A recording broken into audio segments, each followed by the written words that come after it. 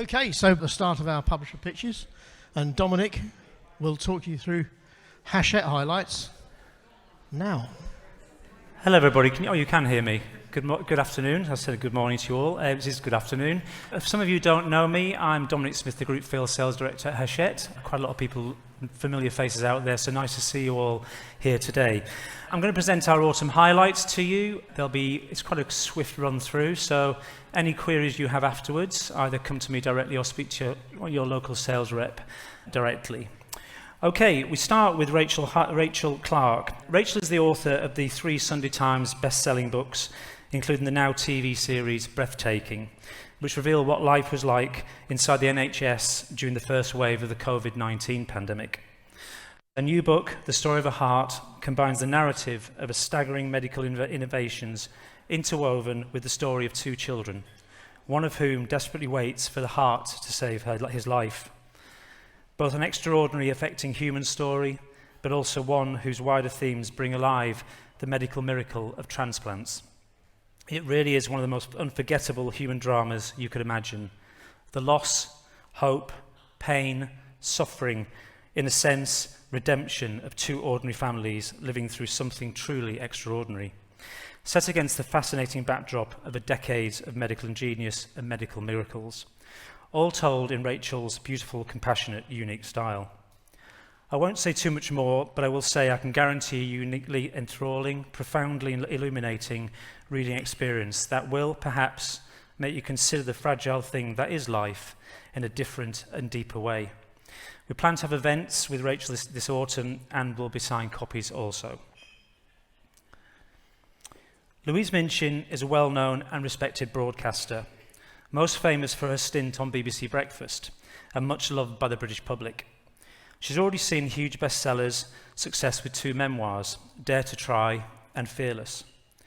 In Louise's debut novel, 10 celebrities have arrived to take part in the most grueling and lucrative reality survival show ever devised. 2 weeks completely alone on a remote Scottish island in the depths of winter. What can possibly go wrong? Isolation Island will be supported by a major PR campaign, with Louise also promoting the novel extensively, and will have signed copies too.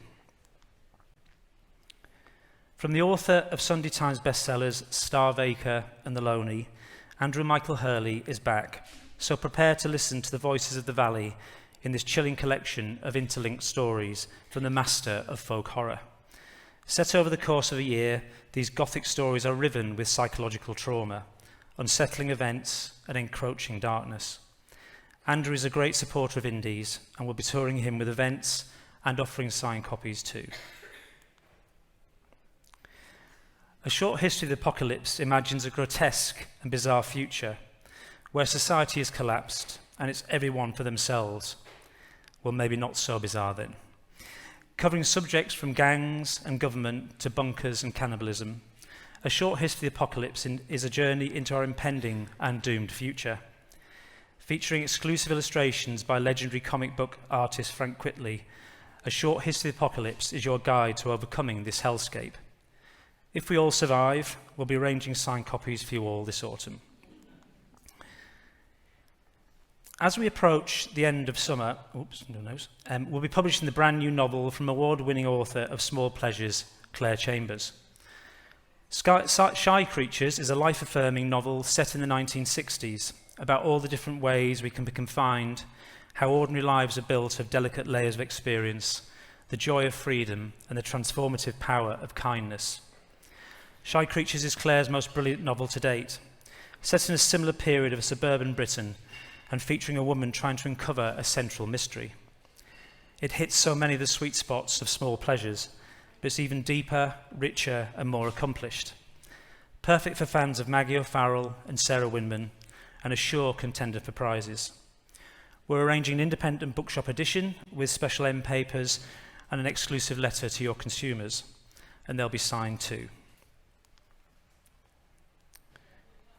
In Ben's new Rivers of London series-based novella, discover why this incredible series sold over 2 million copies around the world. If you're a fan of Terry Pratchett or Douglas Adams, don't panic. You will love Ben Aranovich. Imaginative, irreverent, and all-round irresistible novels. Ben is a huge supporter of indies, and many of you will have had him in your shops for events. He'll be doing the same again this autumn, and we'll be arranging signed copies for you all too. Saturday Afternoon Fever is Jeff Stelling's moving and fascinating memoir, a love letter to the game that has shaped and defined him, as it has millions of other fans across the world. This is the passionate, engaging tale of one fan's journey from the terraces at Hartlepool's rainy Victoria Park in the 1960s to the sleek and salubrious confines of the Sky Sports studios, an adventure that spans well over half a century, and some of the most fast-changing, exciting periods in football history. Jeff will be on tour this autumn, and again we'll be arranging signed copies for his legions of fans. In his memoir, legendary ballet dancer and entertainer Wayne Sleep looks back on his extraordinary times he's lived through, always at the centre of the glitz and glamour of celebrity life, yet always too an outsider. Wayne Sleep has lived an action-packed life among the greats and the good of his generation. He danced with ballet legends Rudolf Nureyev and Margot Fonteyn, partied with Freddie Mercury, performed with Princess Diana, becoming her close friend, and found himself a much-loved household name when he moved into popular dance and took the starring role in the original production of Cats. But behind the glitz and glamour of his successful career, Wayne has always felt like an outsider. In this moving, but also laugh-out-loud and gossip-filled memoir, Sleep reveals the difficulties for a working-class gay man in handling the prejudices of his generation and living through the AIDS epidemic. This is the inspiring story of how Wayne Sleep danced his way to success, fulfillment and love, and how he overcame obstacles and prejudice along the way. Signed copies and events are to be confirmed.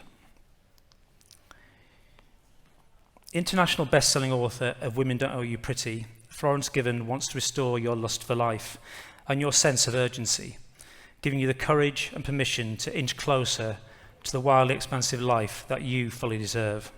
Not in the future, not when you're perfect, not when you're prettier, but right now. This book will unpack the many barriers women face when trying to access joy, so that they could discover the delicious life that's theirs for the taking. We have a special signed Indies edition with bespoke cover for this autumn. Amy Jeffs has achieved widespread critical acclaim as a marvellous storyteller and medieval historian on all the lives of medieval legends.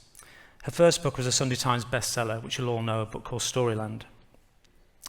In her new book, Saints, Amy tells the stories of numerous saints who were held to have lived, breathed, and performed miracles across Britain, from only decades after Christ's death up to the eve of the Reformation, with all of its consequent destruction.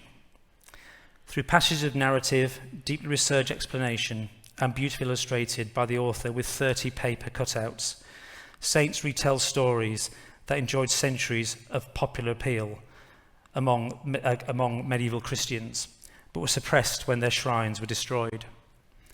These stories embrace the darkness of their heroes, and they're brought to life through Amy Jeff's amazing art. And we'll be arranging signed copies again this autumn. Set after Stephanie Garber's #1 best-selling Caraval series, this delightful novella will take readers on the ultimate holiday adventure, full of clockwork boys, poison candy, impish snow globes, merriment, and if Tella gets her way, love too. Complete with gorgeous illustrations, this is the perfect edition for collectors, readers, dreamers, and lovers of holiday magic, and we publish in October. In this new edition of Dinah Henry's classic book, Crazy Water, Pickled Lemons, a culinary explanation of the Mediterranean, Middle East, and North Africa, Dinah has gathered together dishes that combine flavours in ways long forgotten, or not yet discovered, in many Western kitchens.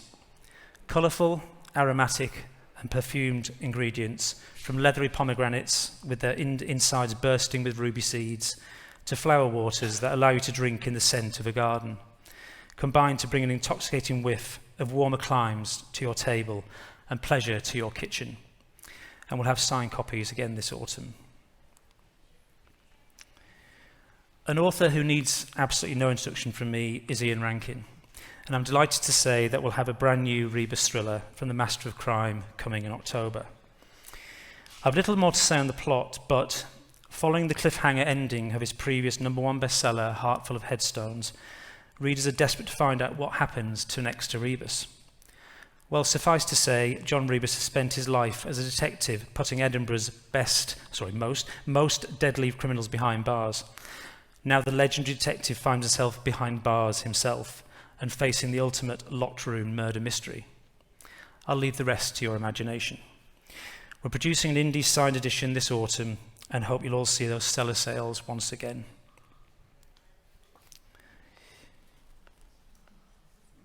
Coming in September, we have the novel that Sandy has always wanted to write, and it's finally arrived. Friends of Dorothy is a wonderful, funny, touching story about, among other things, making a family that is not biological, but logical. One that Sandy Toxvig says is close to my heart. After much searching, Amber and Georgie find the perfect house in Grimaldi Square. A bit shabby, but with potential. Across the way is a rundown pub and an overgrown garden, and beside them a decidedly nosy neighbour, but it is the house of their dreams. A home at last. Just the two of them, they can start to live their lives together. Recently married, they want to begin a family, with the help of their gay best friend Jack. They are in heaven. But they are not alone in this dream. Upstairs, squatting on an old red sofa, is the former owner, 8-year-old, foul-mouthed, straight-talking, wisecracking Dorothy. And she's not going anywhere. And we're producing signed copies, of which more anon. In Peter's new novel, we see the return of Finn MacLeod, Peter May's much-loved hero of the international best-selling Lewis series. We naturally have a murder. The body of an 18-year-old TV personality, Kathleen, is found abandoned on a remote beach at the head of the Black Loch, on the west coast of the Isle of Lewis. As swimmer and canoeist, it is inconceivable that she could have drowned. But also a secret and a reckoning, which makes this novel as darkly brilliant as all of Peter's previous thrillers. We're producing signed copies for indies, and we'll let you know when they're ready to order. Bill Bailey's always had dogs in his life, from childhood pets to a Lakeland Terrier called Rocky, who would travel with him to some of his first shows, sitting up in the van and even going on stage a few times. Fast forward a few decades, and Bill has a small licensed zoo at home, boasting a variety of birds, monkeys, snakes, chameleons, cats, and even dingoes. This memoir is full of the left-field humour, wit and wisdom that has made Bill Bailey such a beloved performer around the world. My Animals and Other Animals tells the story of Bill's life through the lens of the animals he shared it with. How did little Jenny Hargreaves become Jenny Eclair and elbow her way into the male-dominated world of 1980s stand-up? Jenny's comedy career took off via drama school, cider, sausage rolls, sleeping with men who looked like they lived under a carpet, punk, poetry, and anorexia, bedsit misery, waitressing, and not really having a clue about anything. It's about a world before mobile phones, before everyone gave up smoking, and before everyone started taking coke. Eclair was on the comedy circuit before there really was a comedy circuit. This is Jenny's first autobiography, and we're planning signed copies, of which more anon. Firstly, a massive thank you to you all for your huge support of Mick Heron over many, many years, and I know he works really fantastically well for you all, and many of you have had events. But many of you will not be aware, or maybe not aware, that Mick Heron has also written another series. It's the Zoe Bohm series, and we're going to be producing a signed special edition of the first book in this series in the late summer. Mick has legions of fans who we all know they'll all be keen to dip into this series of books, which will be completely new to the majority. We'll publish the latest series books in the series in 2025, but I all hope you see huge interest in Down Cemetery Road this autumn. Rupert Everett's debut collection of short stories are brilliant, witty, funny, and tender. 7 stories of love and loss, drama and glamour, hope and rejection, from a writer at the height of his powers. In Rupert Everett's first glorious collection of stories, he takes us on an exhilarating journey with a cast of extraordinary characters. We have a blackly humorous story of a chaotic and emotional funeral in Paris, a middle-aged Russian countess who confronts sex and age in a Cotswold tea shop, the ferociously unforgiving life of an LA tenant agency, and the unexpected twist that launches a completely different kind of career. Oscar Wilde's Last Night in Paris, vividly evocative, unflinching, and elegiac. The deathbed confession of a woman who left home for 1850s India, never to return. A story of emigration, life, love and grief. And a beautiful, evocative and touching portrayal of Proust's creative life and his childhood. This is a brilliant, witty, funny and tender collection of stories that draws on the wealth of film and TV ideas Rupert Everett has created over the course of his career. The American No will delight and surprise his fans in many ways. We hope to have signed copies for you too. Throughout her multifaceted career, Venus Williams has earned 4 Olympic gold medals, 21 Grand Slam titles, and built 2 companies. Along with her sister, Venus became the first female African-American minority owner of an NFL team, the Miami Dolphins. All of her successes are tied to one simple promise to herself: make everything in life easy, enjoyable, but most of all, exciting. In 2011, Venus was diagnosed with Sjögren's syndrome, an autoimmune disease which causes uncomfortable symptoms such as dry eyes and mouth, achiness and fatigue. But the diagnosis did not hold her back. In fact, she grew wiser and stronger. Venus has always believed that it shouldn't be hard to be healthy, which is why in Strive she introduces readers to the strategy that has allowed her to reach any goal she has ever set for herself, much faster, with less effort or stress. She delivers an innovative approach that asks readers to simply consider 8 tiny but essential tenets: observe, appreciate, balance, enrich, soothe, believe, inspire, and strive.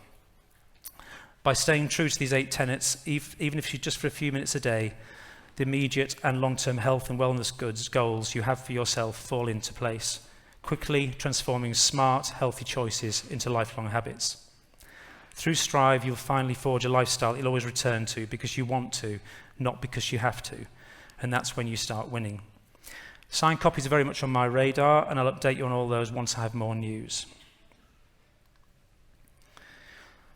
Trees in Winter is about the healing properties of nature and of walking, especially during the coldest season, when the inclination is for many of us to stay indoors. It's also about the joy of learning a craft and practicing it. This beautiful book will feature over 30 of Richard Schimmel's stunning prints of winter trees, all created in his studio on the wooded slopes of Dartmoor National Park. Alongside his work, Richard will share his own inspiring journey of finding creativity and connection with the landscape around him. We're planning events and talks which will help to showcase Richard's incredible talent. Kate Humble is a broadcaster of the hugely popular Spring Watch and Autumn Watch series, along with many other high-profile documentaries, and author of 5 books, including Thinking on My Feet, A Year of Simply Living, or Living Simply, and Home Cooked. A champion of the environment, nature conservation, and rural affairs, and a great supporter of independent bookshops too. Some of you will attest to her by many events over the years where you've seen fantastic sales.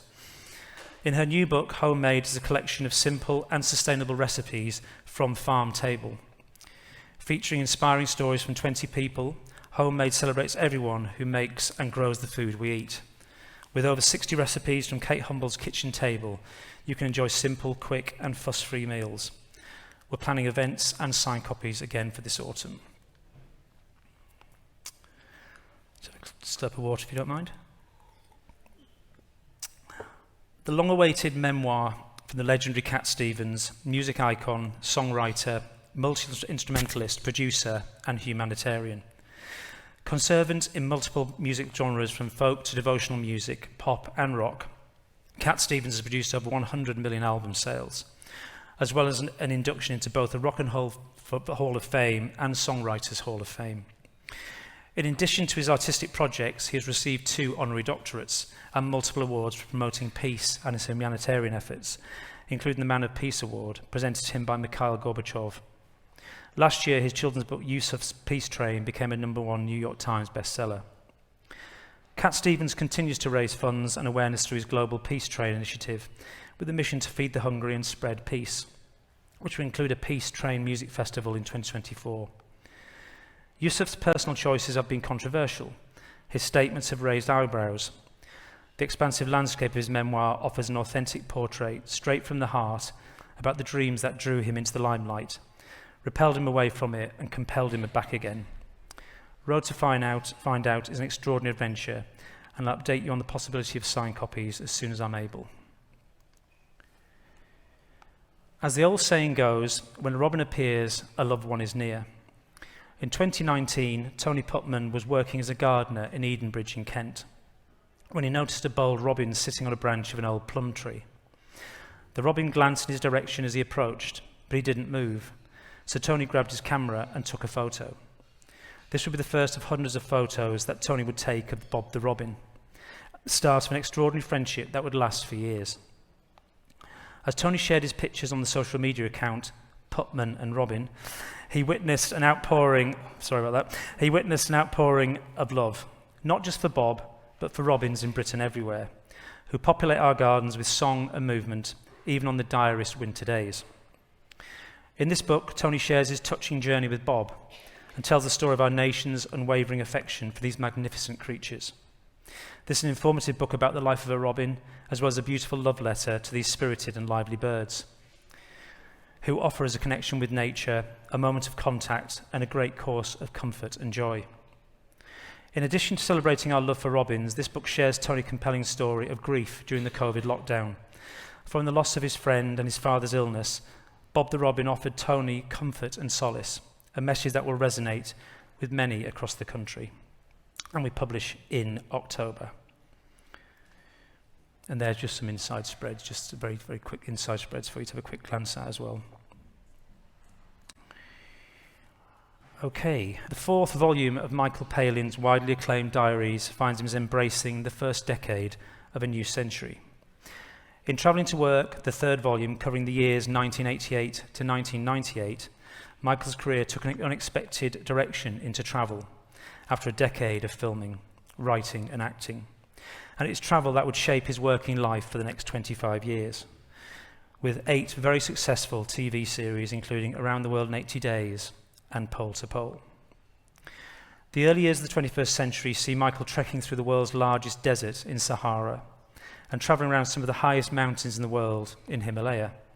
And for the complete change of scenery, there was New Europe, in which Michael travelled in the nations of Eastern Europe. In each case, he wrote a book about his travels. These travel programs were responsible for the phenomenon known as the Palin effect. Areas of the world that Michael had visited suddenly became popular tourist attractions. These latest diaries show a man grasping every opportunity in a phenomenally varied life, and they deal candidly with the doubts and setbacks that accompany this prodigious work rate. As ever, his family life is there to anchor him. An update on signed copies and events will be with you shortly. Never Understood is the story of the Jesus and Mary chain by the 2 founding members. For 5 years after they'd swapped sought-after apprenticeships for life on the dole, brothers William and Jim Reed sat up to the early hours in their front room of their parents' East Kilbride council house, plotting their path to world domination over endless cups of tea, with the music turned down low so as not to wake their sleeping sister. They knew they couldn't play in the same band because they'd argue too much, so they described their dream ensembles to each other until they finally realised that these 2 perfect bands were actually the same band, and the name of that band was Jesus and Mary Chain. The rest was not silence, and picking up those conversations again more than 40 years on, William and Jim tell this full story of Britain, one of Britain's greatest guitar bands, for the very first time. A wildly funny and improbably moving chronicle of brotherly strife, feedback, riots, drug and alcohol addiction, eternal outsiders, and extreme shyness. That also somehow manages to be a love letter to the Scottish working class family. I've requested signed copies, and again we'll update you all on that as soon as possible. Staying on the music theme, Wildfire is the story of the first decade of The Prodigy, one of the biggest electronic bands of all time, by the founding member Leroy Thornhill. This stunning visual celebration is the first ever book from one of their members, and will be a must-read for their millions of fans. It charts their first 10 years, 1989 to 1999, from starting out in Essex to becoming a global superstars, thanks to hits such as Firestarter and the million-copy-selling Breathed. Wildfire will be a collection of personal photographs and archived material alongside revealing and often hilarious stories from Leroy Thornhill. It tells the story of the band, especially their humble origins, and on the rave scene from the perspective of someone intimately involved with the group that arguably has as much influence on contemporary popular culture today as the Sex Pistols 2 decades earlier. And again, I'll have more confirmation on signed copies as soon as I'm able. 25 years after the publication of the groundbreaking first book, Malcolm Gladwell returns with a brand new volume that reframes the lessons of the tipping point in a startling and revealing light. Why in the late 80s and early 90s did Los Angeles become the bank robbery capital of the world? What is the magic third, and what does it have to do with racial equality? What do big cats and clusters of teen suicide have in common? These are just some of the questions Malcolm Gladwell addresses in this new work, which revisits the phenomenon of epidemics and examines when, how, and above all, where ideas, viruses, and trends spread. Gladwell shows that whether in neighbourhoods, schools, zoos, or conference rooms, today's epidemics are no longer singular occurrences, but turbocharged versions of their earlier counterparts. Tipping points, he explains, play a much bigger role in our lives than ever before. With a provocative and fascinating new book, we can meet them in a novel and innovative way. More news on the possibility of events and signed copies as soon as I'm able. In September, we have a brand new book from the well-known artist and printmaker Angela Harding, featuring stunning original paintings and prints with full colour photography of the waters that surround and surge through the British Isles. Featuring over 50 original illustrations of dramatic seascapes and reflective rivers, alongside photography of the stunning places that inspired the artwork, Angela Harding's beautiful new book captures the water that moves us. In this gorgeous book, Angela takes readers with her on her travels across rivers and seas, featuring beautiful paintings and prints, pages from Angela's personal sketchbooks, and stunning photographs. It is a joyful celebration of water and wildlife across Britain, perfect for art admirers and nature lovers everywhere.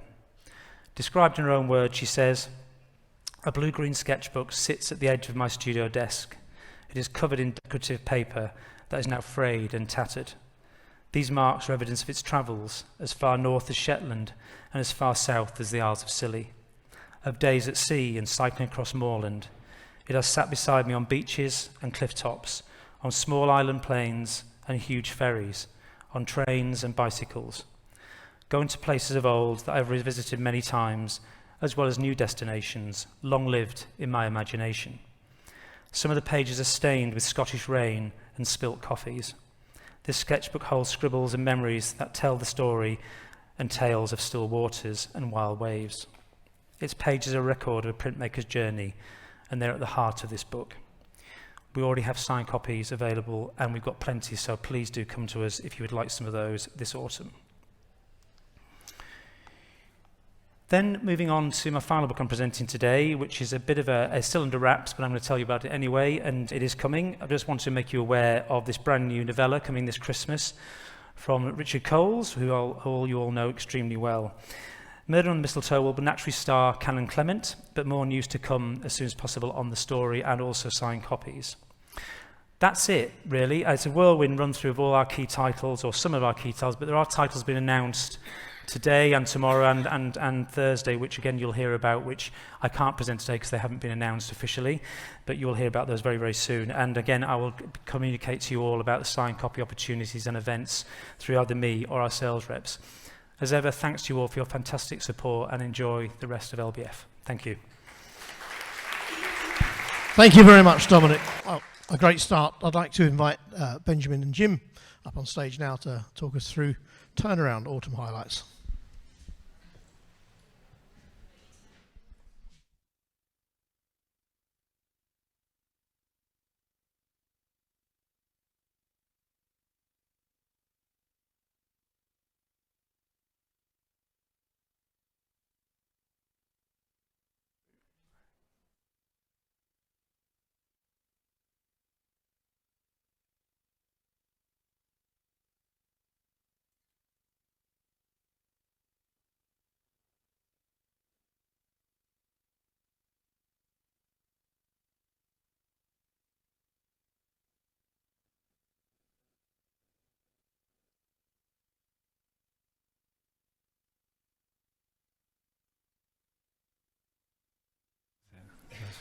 like sort of see faces, but none.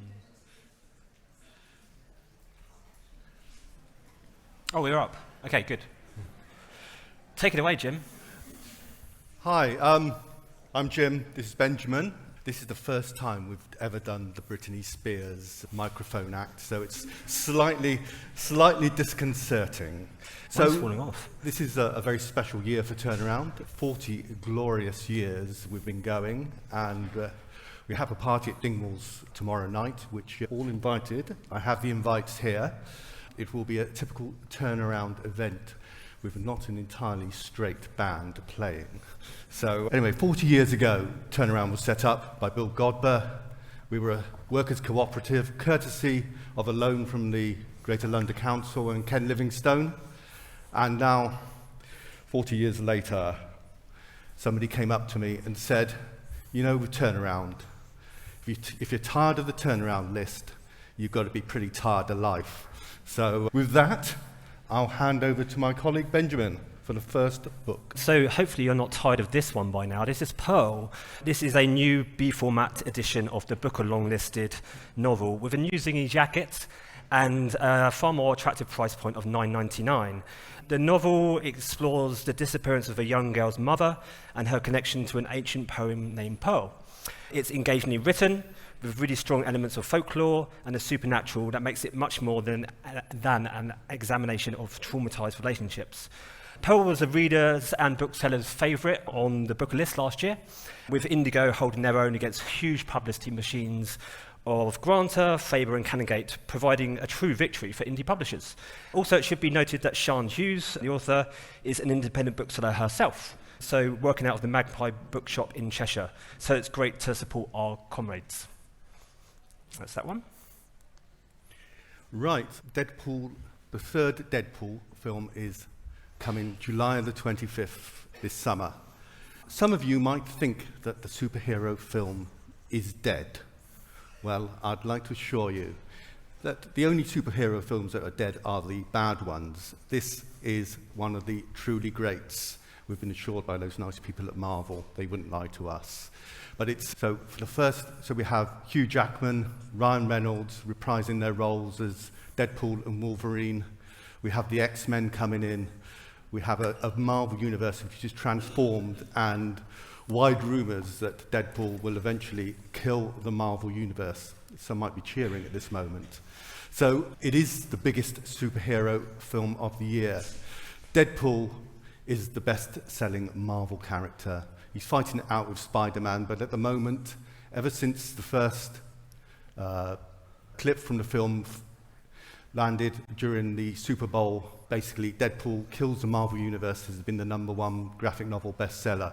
We will be doing promotional terms in the summer, in July, working both with independent booksellers and with gardeners to offer you the best Deadpool books at a really great price, so you can take full benefit of the opportunity.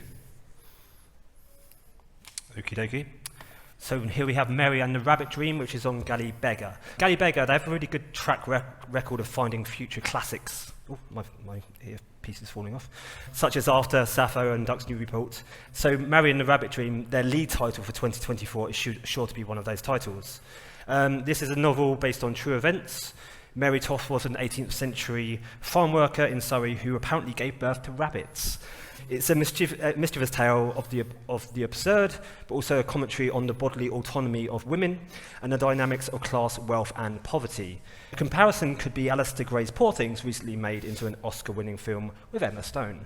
Images on screen are postcards that Galley Beggar are offering to their subscribers, and there may be the possibility of doing something similar for indie bookshops. So please do contact me if interested.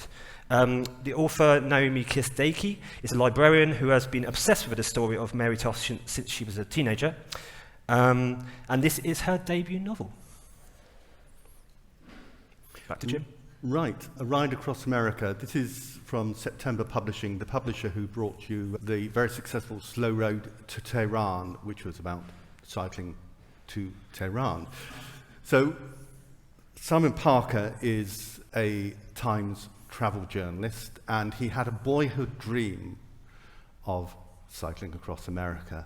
and getting towards his middle age, he realized that if he didn't do it now, he wouldn't ever do it.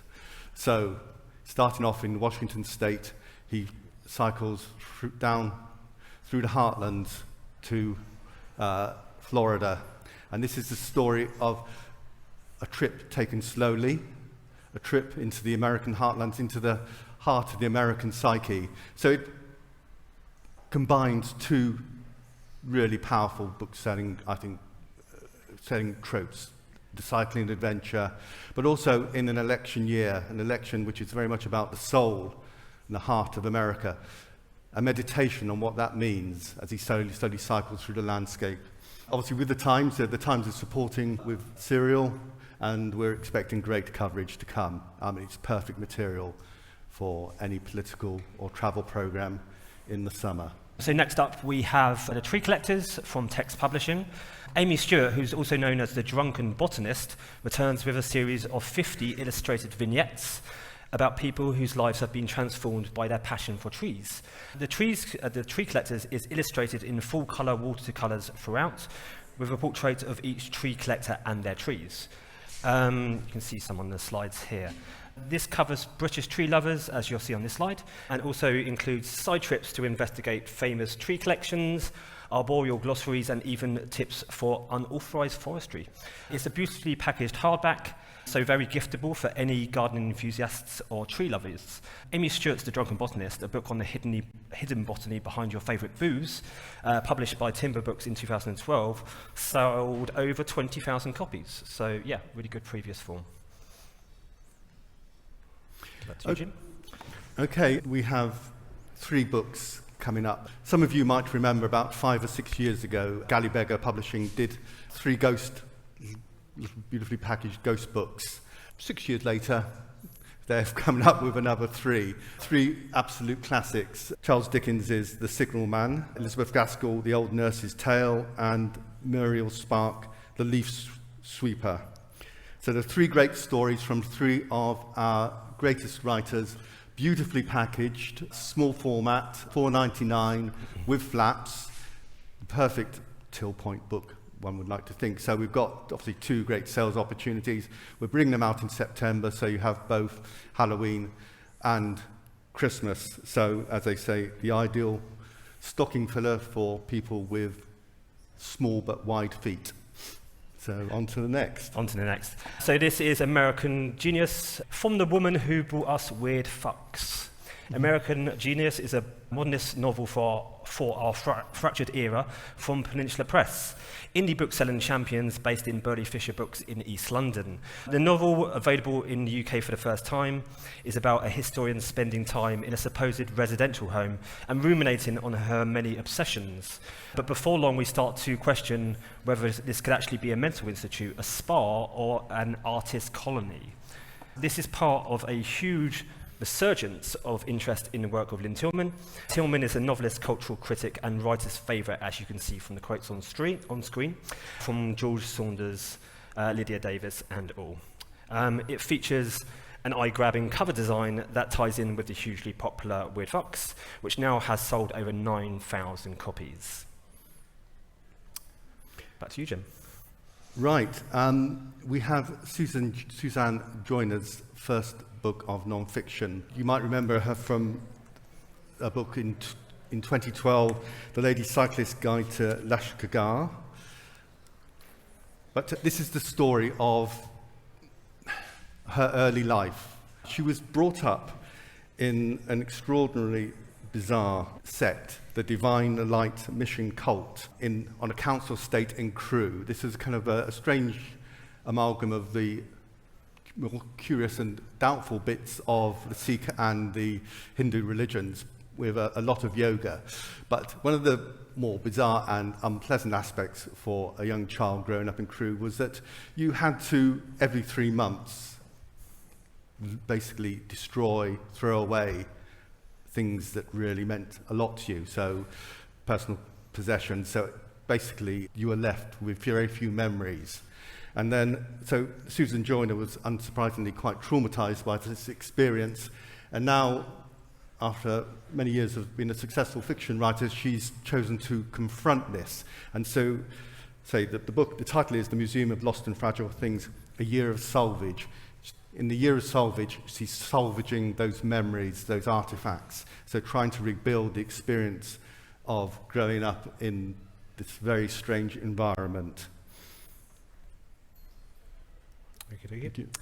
Back to fiction, Any Human Power on September Publishing. This is the B format of a book that is publishing in hardback in May this year. Author Amanda Scott, she has a great track record with her best-selling Boudica and Rome series, and her most recent book, Treachery of Spies, which sold over 24,000 copies to date. Any Human Power marks a move into dystopian fiction with an eco-theme. It's topical, also that it's set during an election year also. As Amanda Scott is an author with such a high profile, we can expect widespread reviews from traditional media to Book Talk as she confronts the climate crisis. There are fantastic endorsements from, we have got them there, from Mick Herron and Lee Child, as you can see on screen, and there's many more to come. We have 2 minutes, Jim, so we better rush. Okay, well, yes. So we're going to go and have to speed up a little bit. But between Dog and Wolf is a period of transition when something is neither a dog or a wolf. And this is Moscow in the 1980s when communism was collapsing, but capitalism hadn't really taken over. And it's an extraordinary semi-autobiographical novel featuring, which for me, it's My Brilliant Thing goes to Moscow. And obviously My Brilliant Things is one of my favorite titles. And this really brought back the memories, but instead of the Camorra, you get the Russian mafia. You go and get the story of 2 extraordinary girls, and if anything, it's darker than My Brilliant Friend, even darker. A truly great book, and I commend it to you. Let's skip over horse. Okay, we're going to pass on the horse, but we're going to gallop past it, but because we have one of the books of the year, we like to think, certainly. Yeah, The Moon and Serpent, bumper book of magic. Alan Moore, you may have heard of him, practicing magician and founding member of the Moon and Serpent Grand Egyptian Theatre of Marvels. This is his last ever graphic novel. It's a real work of love and has been many years in the making. It's a collaboration between Moore and his mentor, Steve Moore, no relation. It's intended to be a clear and practical grimoire of the occult. In typical Alan Moore style and true to the sort of 70s and 80s bumper book format, this title is packed full of ephemera, including raiding day activities, such as how to conjure up spirits and demons and how to master astral projection. This is sure to be the biggest graphic novel of the year and makes the perfect gift. Finally, the big one. Okay, so what can compete with what is almost certainly going to be Alan Moore's last graphic offering? Well, we have this extraordinary book. Obviously, all of you will have very fond memories last year, or was it the year before, of selling 400,000 copies of Elton's autobiography. And some of you, I'm sure, had the joy of going to see the last tour. And this is the official book. So this is Elton writing about the last tour and with previously unseen photographs. Few facts about Elton: 4,600 shows in his career, 6 million people saw the last tour, it generated £700 million worth of ticket sales, there was Glastonbury, he's got 8 million Facebook followers, 1.1 million on X. So what's not like to like? Well, on top of that, we have a Disney Plus documentary in the same style as Taylor Swift's recent tour biographical film. So it's a truly wonderful way to finish what will be our 40th anniversary year with one of the biggest books we've ever taken on. A real joy to finish. So as last screen says, we're at Dingwalls, very turnaround, 7 o'clock till reasonably late. I'm sure you want to get up for your Thursday morning appointments. And you're all welcome, and we have invitations here. So please just come up to us. Thank you very much. And free food and drink. And free food and drink. Sorry, the important bit. Thank you very much, both of you. Thank you. Thank you. That's a Beyonce moment over. Yeah. So and now we have a sort of something exciting, the announcement of a new publisher, which I'll hand over to Adrian and his colleague to present.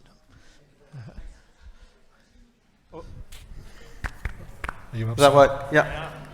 Brill. I don't think we have very long, so I'm going to jump right in. I'm Sam, Brand Marketing and Comms Director of Gemini Books Group, which is a publisher that was founded about 30 seconds ago, it feels like.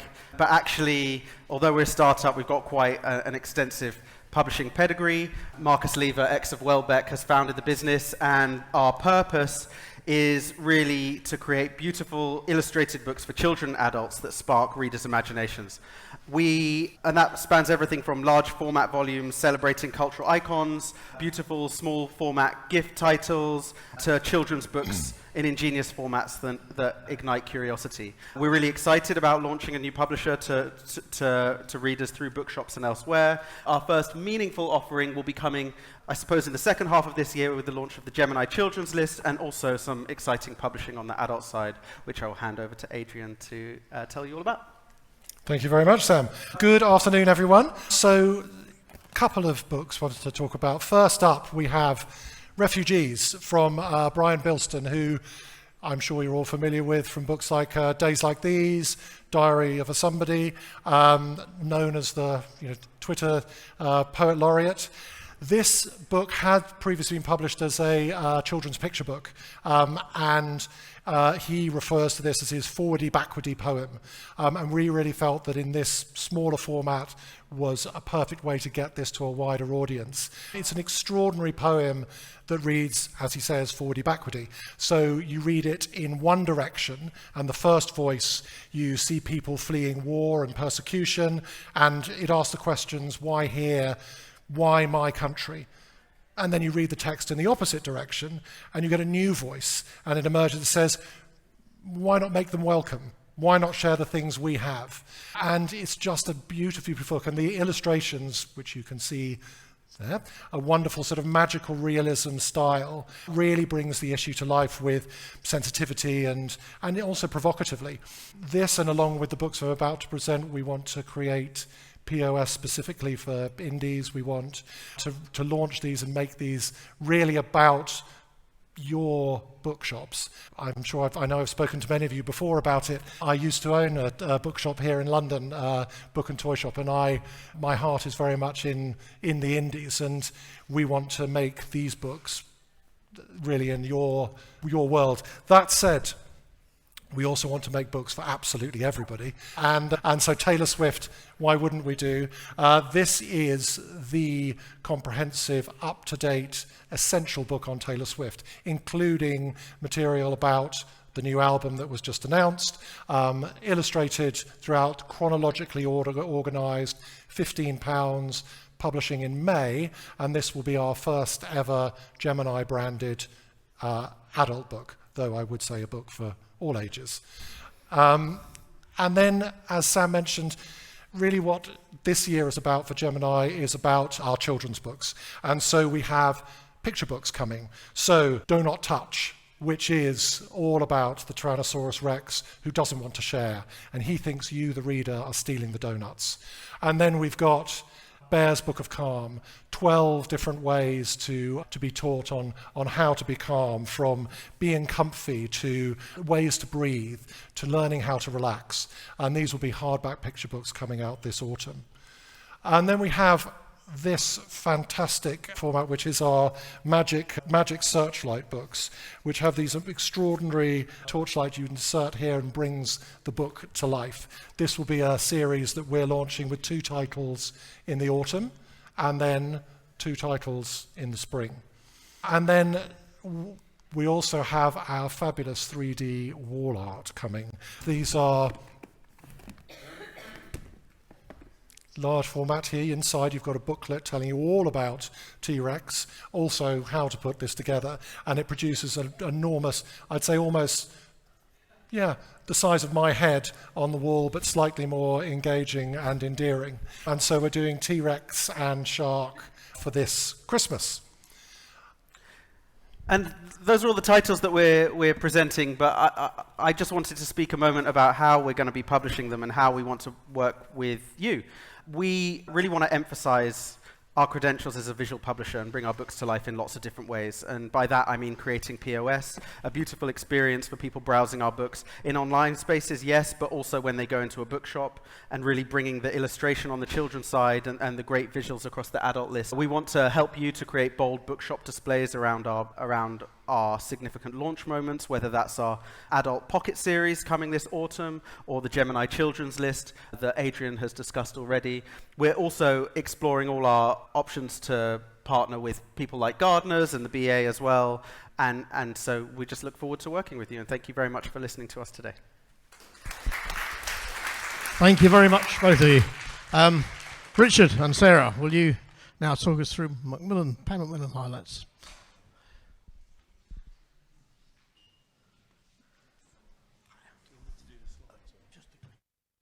Do you want to be clicker? I can do clicking. You can be clicker. Hello everyone, this is Sarah Richard from Pan Mac. Wasn't expecting to wear this, so I'd have worn a dress with pockets. Anyway, hopefully that will be fine. So first up, I want to talk to you about Why from Charlotte Mendelsohn. So she has written a searing new novel. Her last novel, as I'm sure you remember, The Exhibitionist, sold 47,000. It was a Times Novel of the Year, Radio 4, book at bedtime, and now she's back with another masterpiece. It's a familiar tale of girl meets girl, fall in love, have babies, live happily ever after. But this is obviously Charlotte Mendelsohn, so it doesn't end there. And actually the book starts when they're in mediation. Everything has gone horrifically wrong, and it is dark. It is a properly grown-up novel about love, queer identity, and the horrors of seduction when it all falls apart. So, publishing at the very end of August, The Dark Wives is the 11th Vera novel from Anne Cleeves. We're back in Northumberland, where a man's body is found by a local dog walker outside a care home for troubled teens. Vera, Joe, and new team member Rosie are called out to investigate the death, and then a second body is found near the Three Dark Wives, a landmark in the Wales and Northumbrian countryside, which is surrounded in superstition and folklore. Anne's last book was The Raging Storm, which was a Two Rivers book, which went to #1, and her Vera series is even more popular with her fans. We're going to have signed copies, Anne will be doing events, and publication is backed by a huge campaign. And then clearly, as the publisher of When the Coffee Gets Cold and the Cat Who Saved Books, we're always on the lookout for something very special in this part of the market. So prepare to be charmed by The Lantern of Lost Memories. It's a charming and wise tale set in Japan, and it's about cherished memories and what life is all about. I went some time travel because there's a door in the photographic studio which will take you back in time. While you're there, you can sort through the many photos of your life, but you can only choose one. So which photo are you going to choose? Is it your wedding day? Is it a moment with your child? Is it the secret love you never quite get over? Have a think. If you could choose one image for your entire life, what would it be? This is going to be gorgeous. Beautiful package as well. Enjoy. And then coming from tour in September, we have the hugely anticipated sequel to T.J. Klune's House in the Cerulean Sea, which is one of the best-loved fantasy novels of the last decade. We're back on Mauritius Island, where Arthur Parnassus is the headmaster of a strange orphanage and is about to become the adoptive father to 6 dangerous magical children who live there. He then receives a summons to explain his dark past, and a new magical child arrives on the island, and he has to work hard to keep his family together. This is a queer, life-affirming and utterly charming story about fighting for the life you want to live. House in the Cerulean Sea has been a massive bookseller favourite, over 40,000 copies sold here in paperback and over 1 million copies in the US. We will have a signed indie exclusive edition coming of this with a beautiful designed edge. And then what a few years it's been for Lucinda Riley. Last year we published Atlas, the last in the series, and sold 70,000 hardbacks, which was incredible. And as I'm sure you'll know, Lucinda sadly died before that book was published. But we are very pleased to say that we still have one final tale from her, The Hidden Girl, which will publish in hardback this September. It has everything you want from Lucinda Riley. It has a broad scope, World War II Europe to New York's Fifth Avenue, and it's the story of Leah growing up in rural Yorkshire to start with, and then she becomes one of the most celebrated models of her day. There's revenge, murder, prophecies, what's not to love? And then we just announced this today. So this is Before We Forget Kindness, which is the 5th book in the phenomenal Japanese series, which has now sold over 1 million copies worldwide.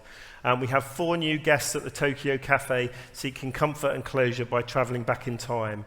There's the father who couldn't allow his daughter to get married, a woman who couldn't give Valentine's Day chocolates to her loved one, a boy who wants to show his divorced parents his smile, and a wife holding a child with no name. As always, they must come back to the present before the coffee gets cold, and we're hoping to have signed copies available. And then we have Peter James, One of Us is Dead. So you're at a funeral, and 2 rows in front of you, there's an old school friend.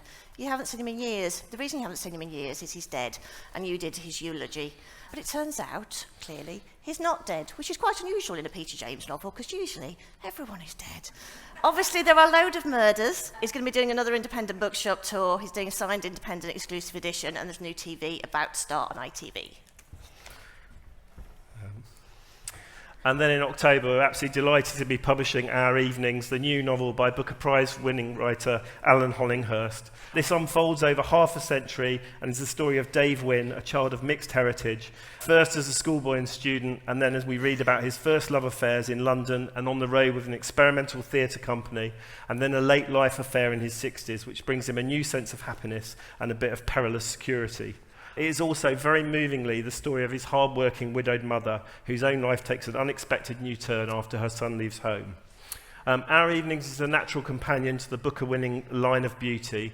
It's a story of class, race and sexuality in modern Britain, told through characters who live long on the page after you've read them. We're producing a signed indie edition, and Alan will be available to do events. And then another big hitter for the autumn, we have book 4 in the Kate Moss Joubert Family Chronicles, The Map of Bones. We'll have a gorgeous independent bookshop signed edition, a big tour to celebrate, and it's 1688, and there's a handful of bones scattered on the red earth in the Cape of South Africa. And they say the voices of the dead come in on the southeast wind. And they also say that a pirate who featured in the last book used to walk across these sands. So it's a story of adventure, of brave women. It will be the conclusion to an amazing series and one to look forward to. So Juice is the brilliant new novel from Tim Winton. This is a thrilling epic adventure set in a climate-ravaged world. A man and a child drive across a brutal landscape looking for somewhere they can be safe. They come to an abandoned mine that looks promising, but they're not alone. There's a guy inside pointing a crossbow at them. To survive, our man is going to have to start talking. He's going to have to start storytelling for his life.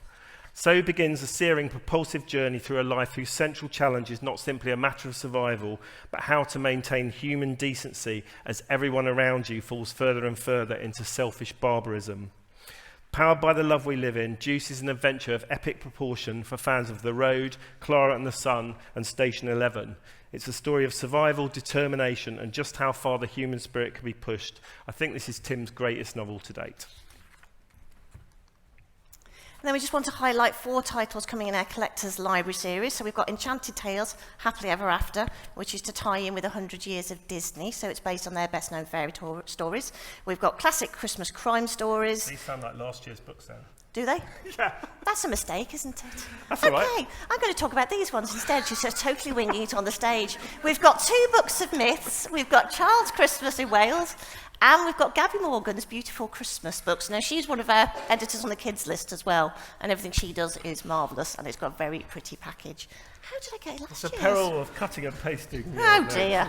Oh, well, that was seamless, and no one noticed. Not my thing.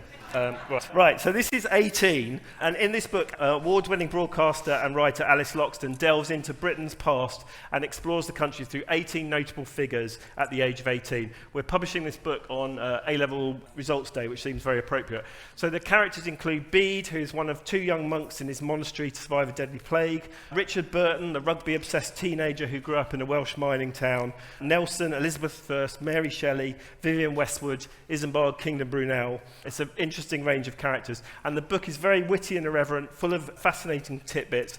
Alice blends big history with engaging stories of royalty, peasants, writers and entertainers to build a kind of rich mosaic of Britain's past. She's a very exciting young historian, pioneers sort of bringing history to new audiences. Total following is 2 million across Instagram, TikTok and Twitter, and I highly recommend her videos on TikTok and YouTube. Really, really fascinating. We'll have signed copies available and you'll have a chance to meet Alice at our bookseller roadshows this spring and summer. Definitely the right book this time. So this is Sarah Moss, who I'm one of her biggest fans, and her fiction is amazing. And if there's anybody here who has never read a Sarah Moss, you must.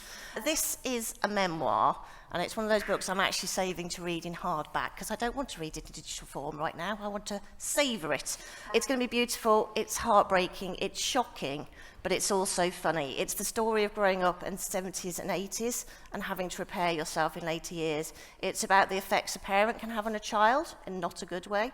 It's about a difficult relationship with food, but more so, it's about how thinking and reading and books can create an escape, transform your life and take you to where she is today. It'll be stunningly written, and it'll definitely be one that stays with you a long time, because all Sarah's books do. Okay, so I know some of you have already been selling lots and lots of copies of this, taking pre-orders. So the bigger picture is the autobiography of Welsh rugby legend Dan Biggar, the most capped fly half in Welsh history, who's worn the number 10 jersey more often than anyone else. Through talent, determination and bloody-minded resilience, he's gone on to win 3 Six Nation championships, including 2 Grand Slams and a record victory over England, a World Cup semi-final and the first ever victory on South African soil. The bigger picture is a frank, honest and gripping account of Dan's 15 years career at the top of rugby. He's going to be doing events around publication, and we're publishing a signed special edition with a sprayed edge in Welsh colours. Then we've got Rick Astley. I did threaten to make Richard sing, but I didn't want to inflict that on anybody. He said no, so that's sad. Feel free to join in though. So I think Rick will always be known for Never Gonna Give You Up, but he also sold 40 million albums. He hit the top 10 8 times in a row. He was a heartthrob, and then he quit the whole thing, left it behind, became a viral sensation during lockdown, and then played Glastonbury, so that is hell of a comeback. He's currently on a sellout tour. We are expecting big things from this book. It's written by Alex Petidras, so the quality will be excellent, and Rick has a lot of stories to tell. He came to our conference a few weeks back. Some of the stories he has to tell about his childhood are quite heartbreaking. We were actually genuinely shocked. There's going to be huge PR. There's going to be a lot of singing. It's going to be a fun one to publish. And as Dave Grohl said, he's a badass motherfucker. Apologies for language. Right, so Lisa Marie Presley was a household name since she was the only child of Elvis and Priscilla Presley. She had a very eventful life, from her father's death when she was 9 years old, inheriting the $100 million Graceland estate at the age of 25, releasing 3 albums of her own. Then she married Michael Jackson, she married Nicolas Cage, she became involved with Scientology, she got out of Scientology. Her son Ben died at 27, and then she had a lot of trouble with substance abuse. So before she died in 2023, Lisa Marie started recording her story on tapes. And when her daughter Riley Keough discovered them, she's put them into this book and then filled it in with the blanks from her own memories of her mother. So this is raw and riveting stuff, covering the tumultuous events of Lisa Marie's life, but also paints a tender portrait of the woman at the heart of it all, her relationship with Elvis, the chaos of losing him, and then the loving mother-daughter relationships at the centre of the story. So this is going to be this year's Britney Spears or Matthew Perry, we hope. Riley is going to be over to do 3 days of press, and there'll be an unmissable ad campaign. And then we've got How to Winter. I was going to say spring is on the horizon. There's hope, the spring flowers, but today it's rained on all of us and it's pretty miserable. So actually maybe we all need this book. 2-minute warning. So this is all about how to survive winter. And it takes stories from around the world about people who embrace it, enjoy the quieter times, don't beat themselves up, have lots of sleep, have winter-long night light festivals. A very pretty gift book for Christmas. Okay, and then in November, we're very proud to be publishing the memoir of Angela Merkel, first female Chancellor of Germany from 2005 to 2021. As well as steering Germany to enviable prosperity with her consensus building and moral leadership, she played a key role on the world stage, bolstering the liberal consensus and respect for international institutions. This is personal, thoughtful and witty. This takes you into the room of summits with key figures like Obama, Trump and Putin, and inside the room details on the Brexit negotiations. Nations. This is a must-read account from one of the world's most respected leaders and stateswomen. And then last one from us, we have Sizzle and Drizzle from Nancy. So she actually self-published this years and years and years ago and sold 5,000 copies, and that was that. And since then, she has become a superstar with an amazing social media audience. So we are going to be republishing Sizzle and Drizzle this November. It's got 101 tips and recipes in the usual gifty format and looks rather gorgeous. And that is this from us. Sam, we're on time. Thank you very much. Thank you very much. Brilliant. And now it's time to hear the Impress highlights. Hi. I'll get you out. Can you pass the hand? Yeah.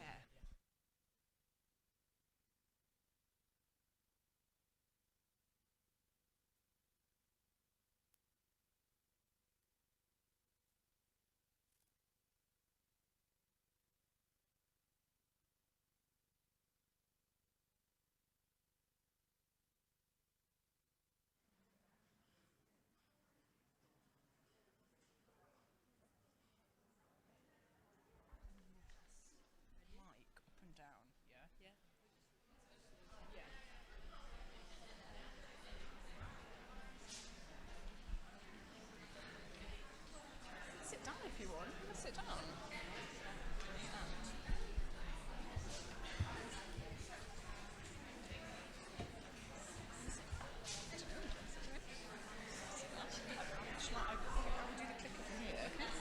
Sit here then. Maybe I'll use this one, shall I?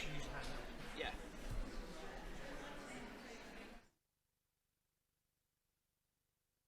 Good afternoon. Welcome to the Impress Books Super Highlights. We're the sales and marketing team for 60 small indie publishers supported by Arts Council England. We are Kate, Lucy, Keris and Jane, and we'll whiz through our upcoming gems. Please do come and grab some merch. We never ever have merch, and we have the most amazing merch this afternoon. So please come and grab some. On that note, let's go.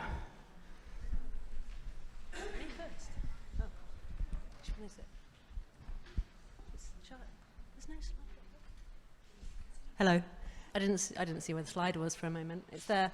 For those of you that know Eva Baltasar, she needs no introduction. For those of you who don't, be prepared. Her prose is raw, passionate, and brittle. She breaks the conventions of relationships apart and writes women that aren't defined by heteronormative structures. It's hard to get her characters or her sentences out of your head.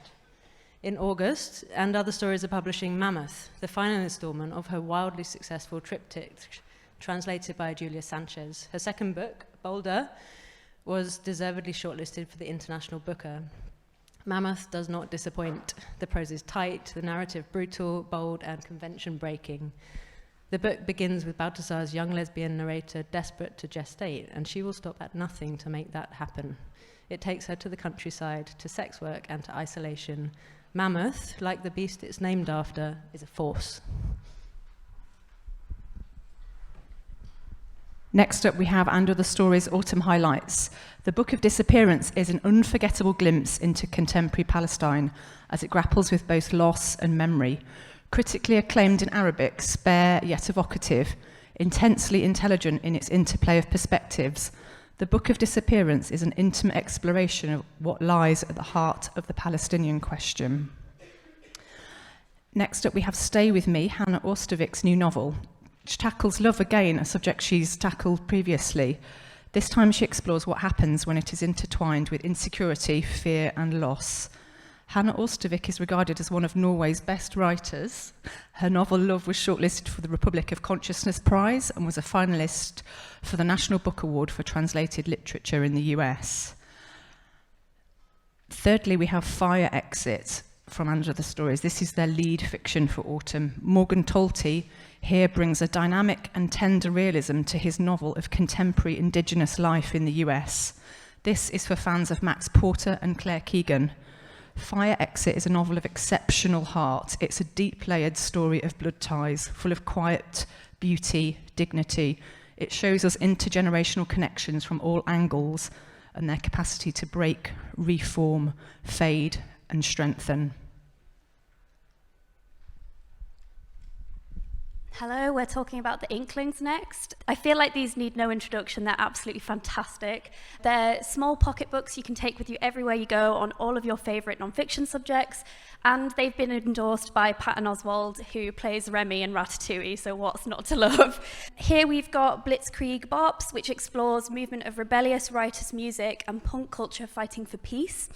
We also have Now Go, which is a best-selling Inkling, which explores the incredible world of Studio Ghibli through the lens of grief. On the subject of death, we also have the Happy Death Club, which is a celebration and a study on true crime podcasts, women in the death industry, and also women in horror. And last, we have All the Violet Tiaras, which is a really highly anticipated Inkling, which explores queerness through Greek mythology. Now for something quite different from 404 Inc. Before Alan Cumming hit the big time in Hollywood, most recently hosting The Traitors in the US, and Forbes Masson's critically acclaimed TV and classical theatre career, this dynamic duo were known for their breakout Glaswegian comedy characters, Victor and Barry. This beautifully produced, scrapbook-inspired compendium is packed with anecdotes, exclusive photos, classic scripts, and plenty more from the early days of two sterling careers. It's got great memories from celebrity fans and collaborators, and even has a foreword from former First Minister Nicola Sturgeon. This is launching with a major outdoor ad campaign, a headline slot on opening night at Edinburgh Book Festival. That's possibly secret, so maybe don't put that any further. And an unmissable national broadcast and press campaign by EdPR. It's out in July, and we have a couple of samplers at the side if you ask at the end. Get ready for Charco Press Super Highlights. Last Date in El Zapatal is the debut novel from Martillo Garcia Elizondo, the grandson of Gabriela Garcia Marquez, no less. It's savage, raw, it's an exploration of a Mexican backwater told through the eyes of an outsider junkie, one not to be missed later on this summer. Booker International shortlisted Claudia Pinheiro, yay, is back with Time of the Flies. Pinheiro here is at her wry, earthy best. She's a book club and TikTok favourite with her previous novel, Elena Knows, which continues to reach new audiences. Time of the Flies explores life after prison for one ex-murderess as she builds her life on the outside. Charco welcome US author Julia Alvarez with The Cemetery of Untold Stories later on this summer. The international best-selling author of In the Time of the Butterflies returns with an inventive and emotional novel about storytelling for fans of Isabel Allende and Barbara Kingsolver.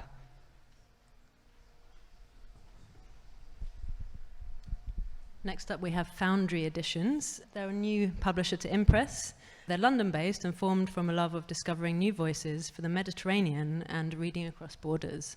Their first book, Your Little Matter, is translated from Italian, and in it, the writer Maria Grazia Calandroni, I've probably pronounced that wrong, so I apologize, uncovers why her parents abandoned her in Rome in 1965. She examines how her mother lived, suffered, worked, and loved, and discovers a shocking insight into the lives of marginalized Italian women. Both poetic and journalistic, this is a devastating story of how state decisions can lead to a personal tragedy. It's also profound and brilliant, and a book that you will not forget. The second is a novel called Brandy Sour, set in the Ledra Palace Hotel in Nicosia in Cyprus in the 70s. This story is told from many voices, all of them describing their favorite drink. Its light momentum and vivid details nimbly guides us through the cast of characters and the hotel, and it sort of serves as a portrait of the city. And they kind of collectively evoke civil unrest, resilience, glamour, and the division of Cypriot capital. A compelling, formally playful novel that evokes all the hope and horror of Cyprus in the 70s. The final one is Far, by Rosa Ribas. This socially conscious novel is set in an isolated and unfinished housing development in Spain. Half the residents bought into luxury living, the other half are squatting in their incomplete dream. Rosa Ribas's unnamed protagonists come from different sides of the fence. The result is atmospheric, disturbing, and addictive. Half love story, half social commentary, entirely universal and yet uniquely Spanish. This is a book about the hopes and dreams and how people fall through the cracks. So we have a really beautiful selection of literary fiction here, which I can't wait to talk about. We'll start with Love the World or Get Killed Trying. which probes questions of sexuality, longing, and how to remain soft when you're being targeted by bigotry. This title is of particular interest for any of you who are really keen to uplift queer or trans voices and stories. Next, we have The Seers, which is another topical literary title. In an incredibly thought-provoking dual timeline between historical and present-day refugees, The Seers fleshes out colonial trauma and also explores the reality of the UK asylum system. Next, we have Lying Perfectly Still, which is written by Laura Fish. This is an absolute triumph of a novel which confronts corruption in overseas aids. It's a novel that explores cultural identity, intersectionality, and what we owe to one another as humans. And finally, we have A Leopard Skin Hat. This is a sweeping series of short vignettes exploring the inner life of a young friendship between the narrator and his childhood friend. It's elegantly written, poignant, and the story plays with the hope and despair of adolescenthood. Next up, we have some cracking historical fiction and not literary fiction like it says on the screen. Sorry about that. The Light Between Us is a Southeast Asian historical romance with an enthralling dual timeline. Inspired by her research on Singaporean archives, Elaine Chu weaves Chinese mythology and colonial Singapore into this speculative epic. Chu has previously been featured in The Guardian, Book Riot, BBC Radio 4, and plenty more. Then we've got The Keys of Death and Hell, which follows the success and acclaim of God's Vindictive Wrath. This visceral historical novel, set in the 1600s during the English Civil War, is thoroughly researched, deeply informed by Cordell's career as a soldier and diplomat, and is a must-read for fans of Giles Christian and Bernard Cornwell. Then we've got Faith of Their Fathers, which is a gripping and taut historical thriller by debut author Samuel M. Sargent, which introduces the Saga of Iceland series. Sargent really knows his stuff. He has a PhD in the structure of Old Norse Icelandic sagas, which sounds fascinating. The socio-political tension and epic scale make this a perfect read for fans of Ken Follett and Michael Punk. Must-read poetry. Joy Us publishes in time for Pride 2024 and is an unashamedly joyful anthology of LGBTQ+ poems. Poetry that celebrates all that is best about the LGBTQ+ communities and lives. From joy to wonder, Harry Baker is a World Poetry Slam champion and maths grad. Here he combines the insight of a mathematician with the vulnerability of a poet to find wonder in the little things that make life so precious. He has a huge UK tour this year. His new show will be awesome. Catch him if you can, because he's absolutely superb. Michael Rosen, of course, is a national treasure. We publish his poetry for grown-ups. This collection brings together Michael's amazing poetry tweets, which are pithy, eloquent, serious, comical, wise, perplexed. They are the everyday reports of a self-confessed optimistic nihilist. Okay, Cellophane Bricks is by none other than National Book Award-winning author Jonathan Lethem, whose best-selling novels include Motherless Brooklyn, Gun with Occasional Music, and Fortress of Solitude. Published by Z Books, this includes stunning colour plates and 20 original essays, which constructs kind of almost a memoir or a life told through visual culture. Lethem writes brilliantly on subjects such as graffiti, books, ecstasy, comics, and about artists from Nan Goldin to Andy Warhol. This is a beautifully produced book for Lethem fans old and new, out in time for Christmas. I don't know how I got to present this one, to be honest.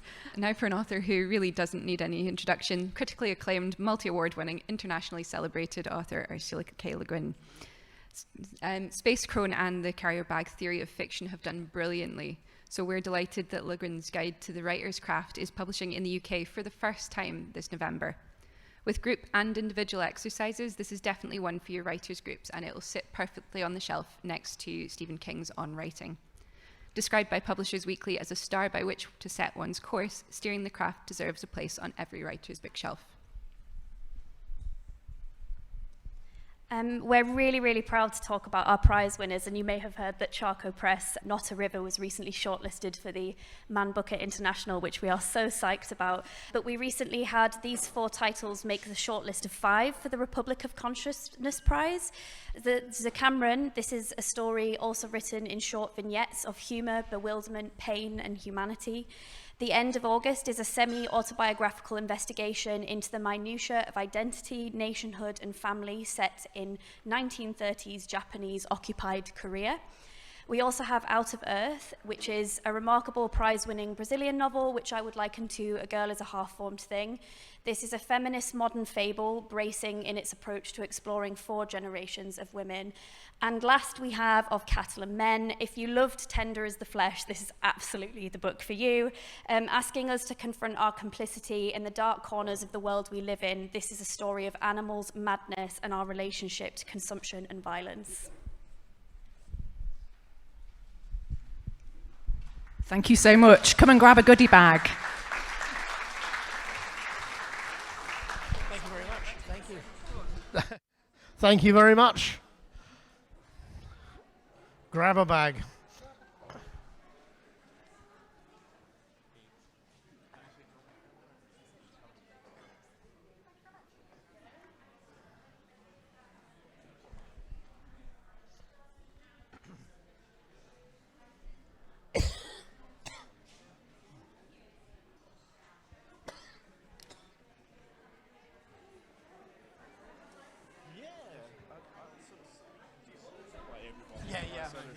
You can do it, yeah. What is this slide name? Compass. Campus. Compass. Yeah. It's one of those slides I think maybe with the light here I should have got my glasses, but there you go. Can't have everything. Is it not there? Okay. I've got it on the stick, so yeah.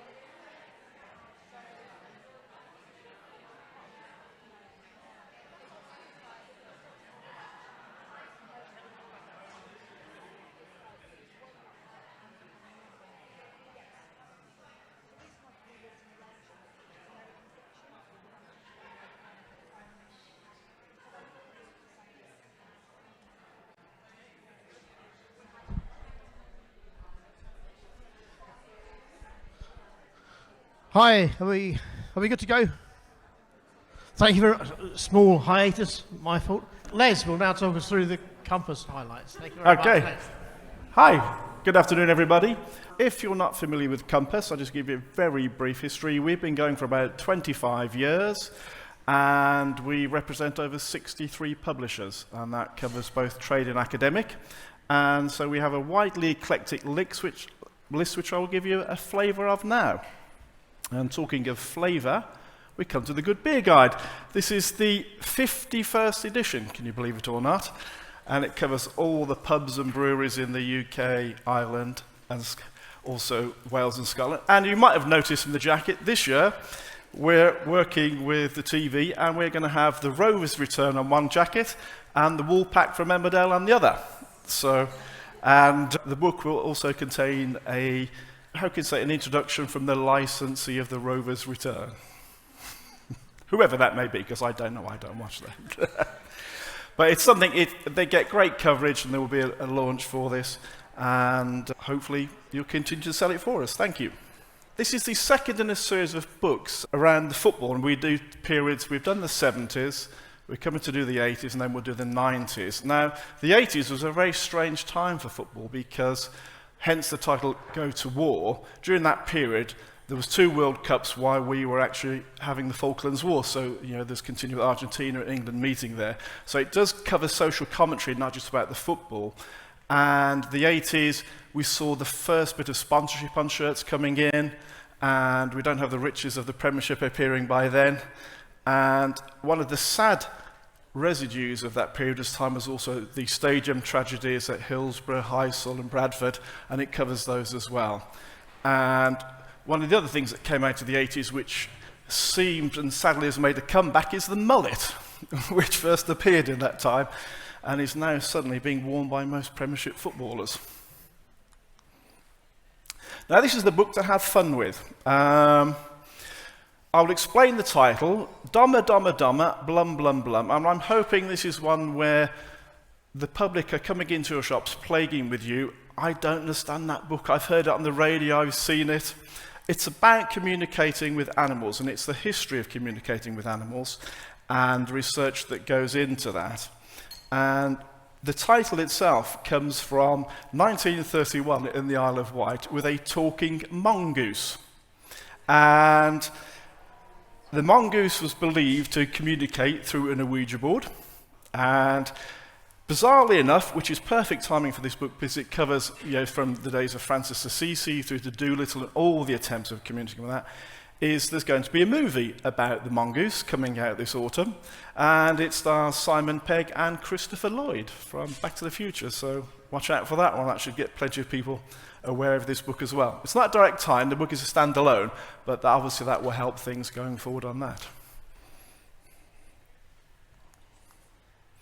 This is a beautifully written book from one of our publishers, and it's about trying to find your place in the world, and it's about displacement, and I think it's quite relevant today with the various stuff going on in the world and refugees. It's set in London. It takes the period of a young girl growing up through to adulthood, and it covers then, she's got Tunisian parents, but she's born in the UK, and she doesn't feel fully whether she's African or whether she's English, and it's finding her way through that as it goes through to adult. But it's beautifully well written, and it's the intrigue of family life as she sees it, and a mysterious happening with a member of the community that happened when she was young, and then she meets that person again when she's an adult, and then she realises what went on in that. So that's the base of the story as well. It's twofold about her and about the family's background as well. Hunford Star, I want to mention this publisher because they've done amazingly well in a short period of time. They have the pick of fiction coming out of Asia because the publisher's based in Asia, and Cursed Bunny was a breakthrough book for them 18 months ago, which was on the Man Booker shortlist, and it sold over 25,000 copies in paperback. It's a fantastic one. They're beautifully produced books, and so he's got his new book coming out, which has just been published, and then in September we have this author here, who's got, again, you can see the jackets are amazing. They are so beautiful.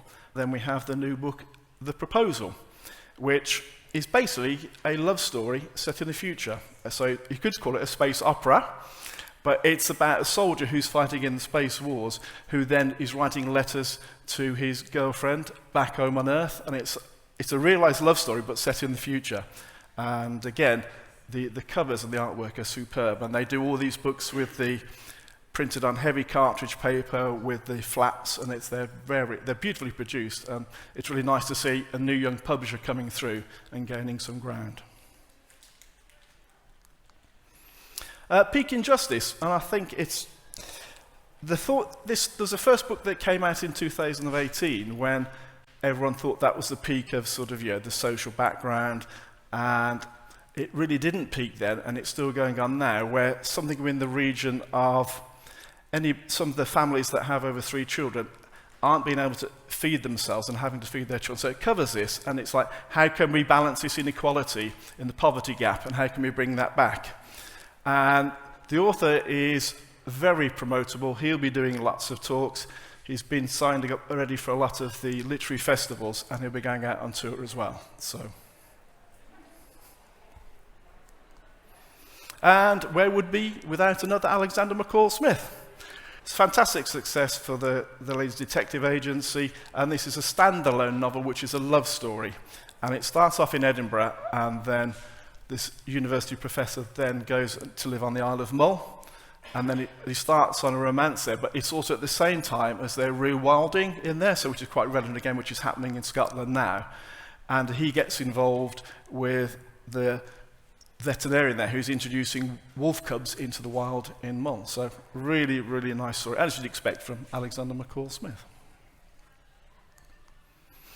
And they don't go away, do they? They're always going to be in the news. And obviously with other stuff going on with what we call fake photos and various things, we have the background to how the royals get to where they be. So we see them on TV, we see them touring. How do they get to that point? It's all the people in the background who get them there on time, get them dressed, and it's a little bit gossipy as well about certain people from Kensington Palace, which may be quite relevant to what's going on again lately. And it's all about the servants, the background, and some of the more famous servants that have been around in the period of history as well. And just to finish off, we will now have in the autumn a new collection of our Chinese-bound books. And if you haven't seen these, I'll leave one to pass around. They're absolutely stunning gift books. They're with a beautiful bound, and they're fantastic gift books for Christmas. So by then, we'll have 25 back available with some new titles coming out as well.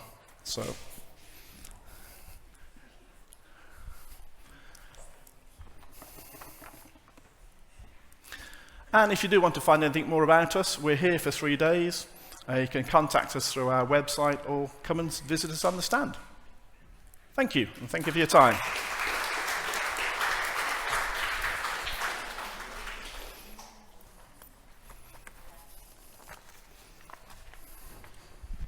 Thank you very much, Les. And our final presentation for the day will be Simon & Schuster. Naomi is just getting mic'd up now.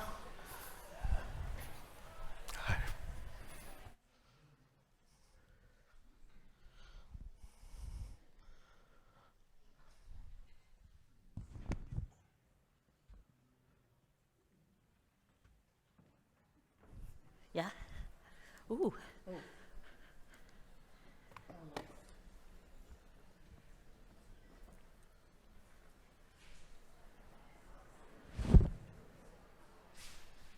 I've never had a mic like this before. It makes me feel like a pop star, so that's really fun.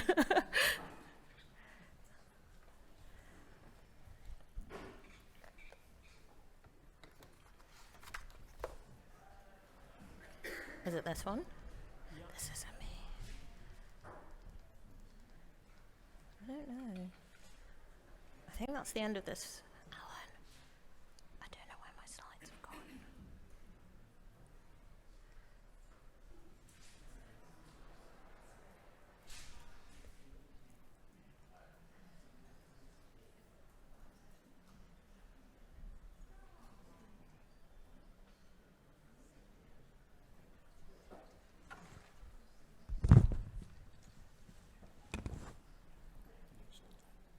Yeah, this just isn't my presentation.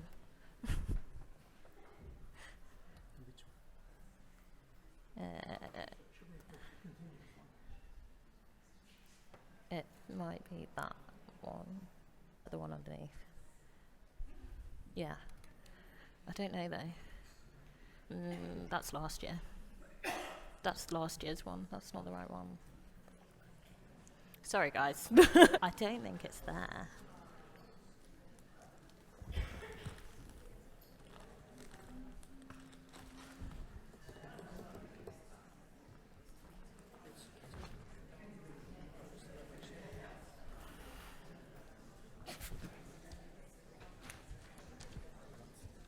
No problem.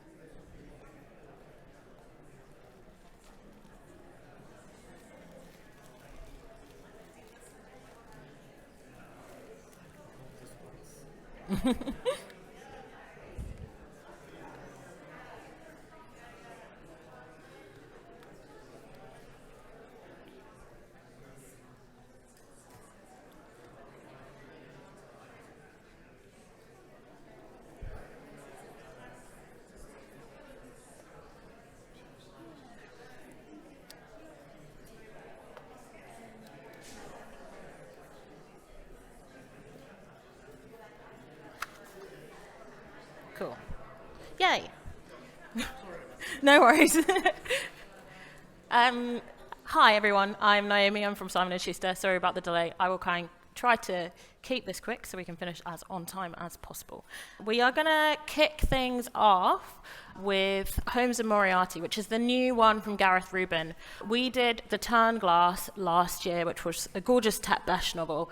Holmes and Moriarty is not Tet Besh, but weaves a really interesting story technique. And our tagline for this one is, can you solve the mystery before the greatest detective of all time? Holmes and Watson are investigating some sinister activity in an acting troupe at the behest of its lead actor. Meanwhile, his arch-nemesis, Moriarty, and Moran have been implicated in a murder. Someone is trying to set everybody up, and these arch-nemeses are going to have to work together to try to figure out who and why before it's too late. We are still working on the jacket. I think we're basically there, but once we've nailed that, we will design up an indie edition for you all. We'll get Gareth at the printer to do a signing for an indie exclusive, because Gareth is very excited by what you guys were able to do with the first book, and we want to kind of keep that moving along. There will be a ton of publicity done. Obviously, Holmes is a beloved character, so we're going to try and build on all of that with a new story. Next up is something new from John Nichol. So you, as indies, have been kind of incredible with all of the stuff that we've done with him so far, and thank you so much for that. This is something a little bit different, but like Spitfire and Tornado and Lancaster, drawing on some really familiar territory. This is the story of those who didn't get their ending. It's inspired by the tomb of the unknown warrior at Westminster Abbey. And in this, Nichol weaves together the history of the tomb and the stories of those who've inspired it by speaking to people who kind of lived it and lost so many people during the war. Nichol has a pretty good track record of really focusing on the human element in all of his stories, and this one is definitely no different. It's a book about remembrance, and that will never not be important. Also, this will be signed. Wonders of Deep. So this is by Menson Bound, who is a renowned archaeologist whose team is the team that discovered Shackleton's ship, the Endurance. He's teamed up with journalist Mark Frary to guide the reader through the history of the world, through what we've learned by the things that we've discovered under the sea. This is kind of, I would say, I may be wrong, Rich might tell me I'm wrong, what Alice Roberts has been doing with the things that we've found under the earth, but we are looking at all of the things that have been buried for so long underneath the ocean. From sewing pins to Phoenician statues and so much in between, Bound and Frary present a maritime history from as far back as 3000 BC to the present day. There's going to be photos throughout to kind of keep readers engaged. But yeah, that's this one. Another probably very familiar name to lots of indies is Edward Brooke Hitching.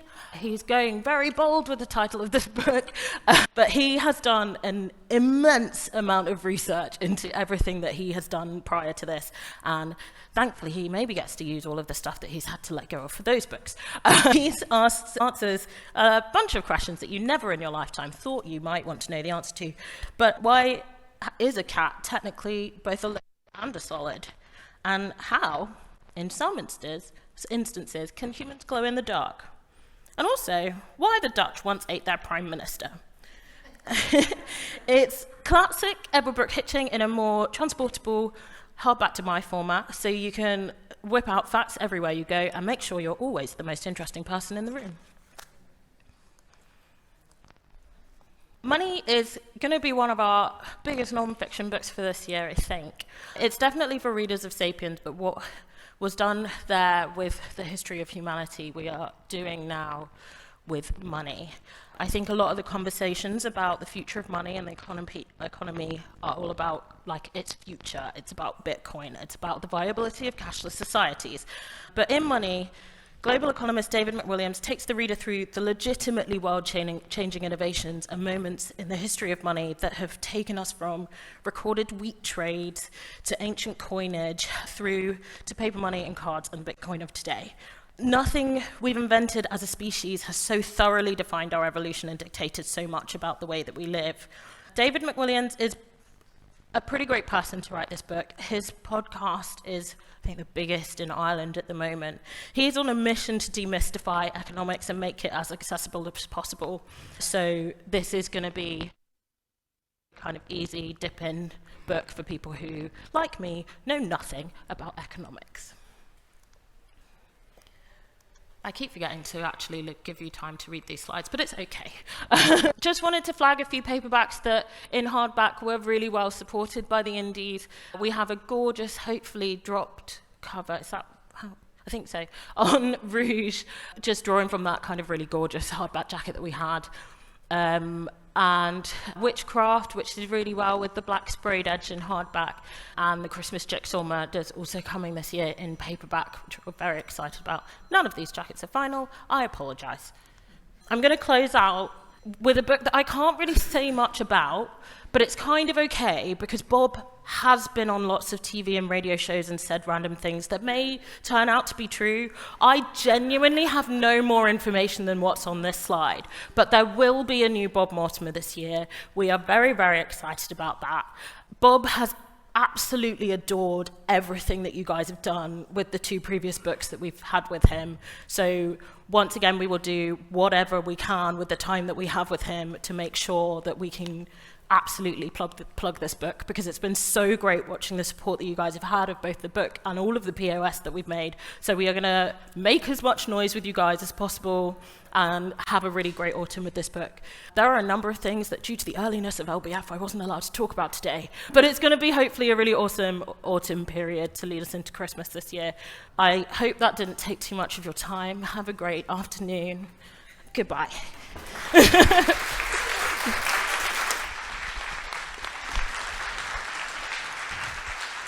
Thank you, Naomi, and thank you to all of our publisher presenters this afternoon. Yes, ending with Bob Mortimer, the patron saint of independent booksellers. That's a great way to finish today's pitches. We have at 4:30 the BA member forum, so please stick around for that. And I've forgotten something, but there we are. Thanks very much, and stick around for the forum. Thank you.